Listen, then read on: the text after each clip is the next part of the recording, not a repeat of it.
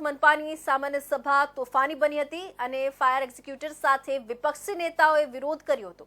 આમ વિપક્ષના કોર્પોરેટરો વચ્ચે તડાફડીના દ્રશ્યો જોવા મળ્યા હતા। ગત 14 માર્ચના રોજ રાજકોટના એટલાન્ટિક બિલ્ડિંગમાં લાગેલી આગમાં 3 નિર્દોષોના મોત બાદ રાજકોટ મહાનગરપાલિકા દ્વારા કરેલા દેખાવ કામગીરીને લઈ રાજકોટ શહેર કોંગ્રેસના વિરોધ પક્ષના નેતા વશરામ સાગઠિયા અને અન્ય કોંગ્રેસી આગેવાનો દ્વારા રાજકોટ મહાનગરપાલિકા ખાતે મળેલી જનરલ બોર્ડમાં ફાયર ગેસનો બાટલો લઈ વિરોધ કરવા પહોંચ્યા હતા।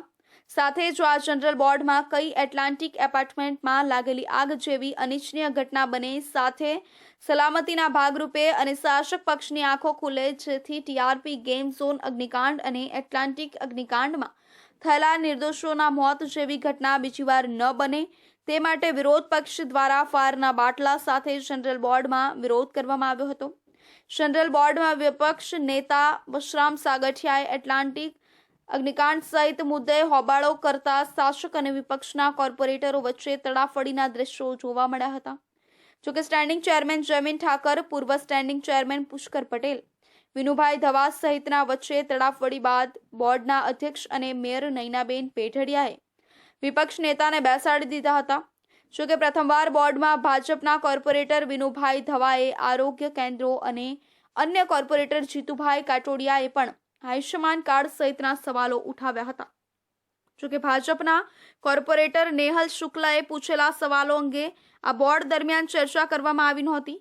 તેનો લેખિત જવાબ ટૂંક સમયમાં આપી દેવામાં આવશે, ત્યારે મનપાના વહીવટની પોલ ખુલશે। ધૂળેટીના પાવન પર્વે જ્યારે રાજકોટના એટલાન્ટિક બિલ્ડિંગમાં આગનો બનાવ બન્યો હતો, જેમાં 3 નિર્દોષ વ્યક્તિઓના ઘટના સ્થળે કમકમાટી ભર્યા મોત નીપજ્યા હતા, જે બાદ આજે રાજકોટની મહાનગરપાલિકાની જનરલ બોર્ડ મળી છે, ત્યાં વિપક્ષ હોબાળો કરી રહ્યા છે। તે મારી પાછળના દ્રશ્ય છે તે જોઈ રહ્યા છો કે વિપક્ષ છે તે અત્યારે આવી ગઈ છે અને જે ફાયરનો બાટલો લઈને અત્યારે વિરોધ કરી છે। વશરામભાઈ, શું કહેશો, અત્યારે વિરોધ કરી રહ્યા છો ફાયરનો બાટલો લઈને?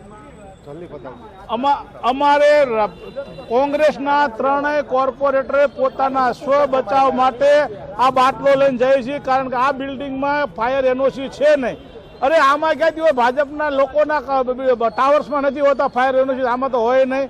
અને અહીંયા એટલા માટે નથી જેનો અમે પોતે અંદર જઈએ, આગ લાગે મરી ન જઈએ, એના માટે આ સેફટી માટે લઈ જઈએ। અંતિમ સવાલ, ટીઆરપી અગ્નિકાંડ પછી કેટલી જગ્યાએ તપાસનો ધમધમાટ કર્યો પણ ખાલી દેખાવ પૂરતો દેખાડવામાં માહિર અને અધિકારીઓને સલવાડી દેવામાં માહિર એવા ભાજપના મિત્રોને મારે કેવું છે કે હવે બસ કરો, લોકોના જીવ કેટલા લેશો।